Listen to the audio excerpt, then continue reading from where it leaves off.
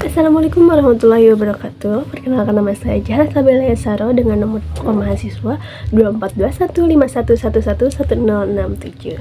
Di sini saya akan membuat video untuk memenuhi salah satu tugas mata kuliah kepramukaan dengan dosen pengampu Bapak Dede Nur Jamil, Magister Pendidikan. Selamat menonton. Nah, pada video kali ini saya akan membahas beberapa pertanyaan yang berkaitan dengan gerakan pramuka, mulai dari konsep pembagian kelompok, asas dan lambang pramuka, fungsi pramuka dalam pendidikan, prinsip dasar dan juga metode kepramukaan, hingga organisasi dan ADART dalam gerakan pramuka. Nah, mari kita bahas satu persatu.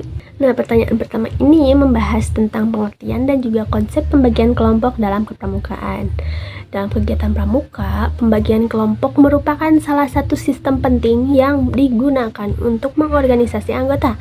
Biasanya anggota pramuka dibagi ke dalam kelompok-kelompok kecil yang disebut regu pada tingkat penggalang atau sangga pada tingkat penegak. Nah, tujuan dari pembagian kelompok ini adalah agar kegiatan pramuka dapat berjalan lebih efektif, terarah, dan setiap anggota memiliki kesempatan untuk aktif berpartisipasi. Melalui pembagian kelompok ini juga, anggota pramuka dapat belajar bekerja sama, berkomunikasi, serta mengembangkan kemampuan kepemimpinan. Misalnya, dalam kegiatan perkemahan, setiap regu memiliki tanggung jawab masing-masing seperti mendirikan tenda, menyiapkan perlengkapan, memasak, atau mengikuti berbagai perlombaan antar regu. Dari kegiatan tersebut, anggota pramuka tidak hanya belajar keterampilan praktis, tetapi juga belajar nilai-nilai kebersamaan, tanggung jawab, dan juga solidaritas. Oleh karena itu, pembagian kelompok dalam kepramukaan sangat penting karena dapat meningkatkan efektivitas kegiatan sekaligus membantu membentuk karakter anggota. Nah, selanjutnya kita masuk ke pertanyaan yang kedua, yaitu tentang asas dan juga lambang gerakan pramuka. Asas dalam gerakan pramuka merupakan dasar atau landasan nilai yang menjadi pedoman dalam menjalankan seluruh kegiatan pramuka.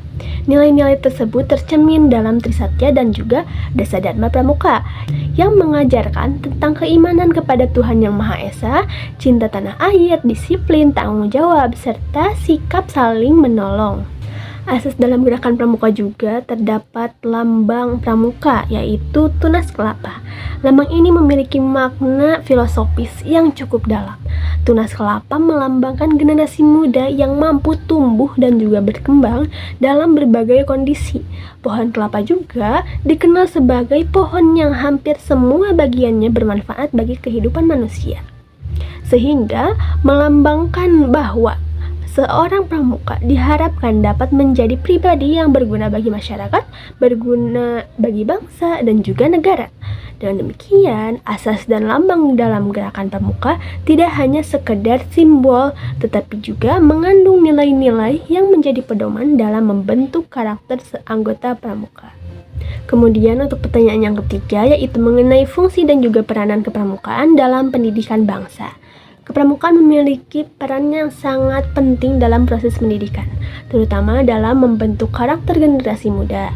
Melalui berbagai kegiatan yang bersifat edukatif, rekreatif, dan juga menantang dalam pramuka dapat membantu mengembangkan sikap disiplin, tanggung jawab, kepemimpinan, serta kemampuan bekerja sama. Kepramukaan juga berfungsi sebagai pendidikan non-formal yang melengkapi pendidikan formal di sekolah. Artinya, dalam kegiatan pramuka, peserta didik tidak hanya memperoleh pengetahuan, tetapi juga pengalaman langsung melalui kegiatan di alam terbuka, kerjasama tim, kegiatan sosial, dan berbagai bentuk pengabdian kepada masyarakat. Selain itu, kepramukaan juga berperan dalam menanamkan nilai-nilai nasionalisme dan juga cinta tanah air. Misalnya melalui kegiatan upacara, bakti sosial, dan kegiatan kemasyarakat lainnya. Melalui kegiatan tersebut, anggota pramuka dilatih untuk memiliki kepedulian terhadap lingkungan serta tanggung jawab terhadap masyarakat. Di era digital saat ini, kepramukaan perlu beradaptasi dengan perkembangan teknologi, misalnya dengan memanfaatkan media digital dalam pembelajaran, dokumentasi kegiatan, maupun penyebaran informasi terkait kegiatan pramuka. Selanjutnya kita masuk ke pertanyaan yang keempat, yaitu mengenai prinsip dasar kepramukaan, metode kepramukaan, dan juga sistem AMONG. Prinsip dasar kepramukaan merupakan landasan utama dalam kegiatan pramuka yang menekankan pada pengembangan karakter, spiritual, dan juga tanggung jawab sosial. Prinsip ini menekankan komitmen seorang pramuka terhadap Tuhan Yang Maha Esa, negara, sesama manusia, dan juga terhadap dirinya sendiri. Kemudian ada metode kepramukaan, yaitu cara atau pendekatan yang digunakan dalam proses pendidikan pramuka. Metode ini biasanya meliputi kegiatan belajar sambil melakukan atau learning by doing, kegiatan berkelompok, kegiatan di alam terbuka, pemberian tanda kecakapan, serta pembinaan kepemimpinan. Selain itu, dalam pendidikan pramuka juga dikenal sistem Among, yaitu sistem pendidikan yang menekankan pada peran pembina sebagai pembimbing dan juga teladan bagi peserta didik. Sistem Among ini berlandaskan pada filosofi pendidikan Ki Hajar Dewantara, yaitu Ingarso Sungtulodo, Ingmadya Mangunkarso, Tuturi Handayani. Artinya, ketika berada di depan, seorang pembina harus memberikan teladan, ketika berada di tengah, harus membangun semangat, dan juga ketika berada di belakang harus memberikan dorongan. Melalui penerapan prinsip dasar metode kepramukaan dan juga sistem Among ini, kegiatan pramuka diharapkan mampu membentuk karakter peserta didik secara menyeluruh. Untuk yang terakhir, pertanyaan yang kelima yaitu mengenai organisasi gerakan pramuka dan juga pentingnya mengetahui dan juga memahami ADART. Gerakan pramuka merupakan organisasi yang memiliki struktur dan juga sistem yang jelas. Struktur organisasi ini dimulai dari tingkat paling bawah yaitu gugus depan, kemudian kuartir ranting, kuartir cabang, kuartir daerah, hingga ke kuartir nasional. Setiap tingkatan organisasi memiliki tugas dan juga tanggung jawab masing-masing dalam mengelola kegiatan pramuka. Dengan adanya struktur organisasi yang jelas, kegiatan pramuka dapat berjalan secara lebih teratur dan juga terkondisi. Selain itu, dalam organisasi pramuka juga terdapat ADART, yaitu anggaran dasar dan anggaran rumah tangga, yang berfungsi sebagai pedoman dalam menjalankan organisasi.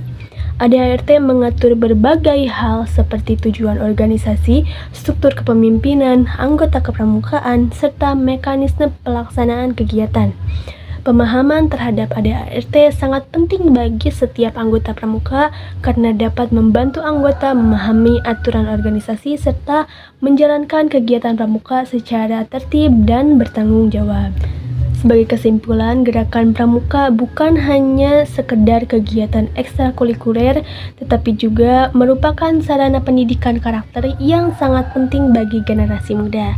Melalui berbagai konsep seperti pembagian kelompok, asas dan lambang pramuka, metode kepramukaan, serta sistem organisasi yang terstruktur, pramuka berperan dalam membentuk generasi yang disiplin, mandiri, dan juga bertanggung jawab. Demikian pembahasan mengenai beberapa pertanyaan tentang gerakan pramuka. Semoga penjelasan ini dapat membantu kita memahami lebih dalam mengenai konsep dan juga nilai-nilai kepramukaan. Terima kasih yang sudah menonton. Wassalamualaikum warahmatullahi wabarakatuh.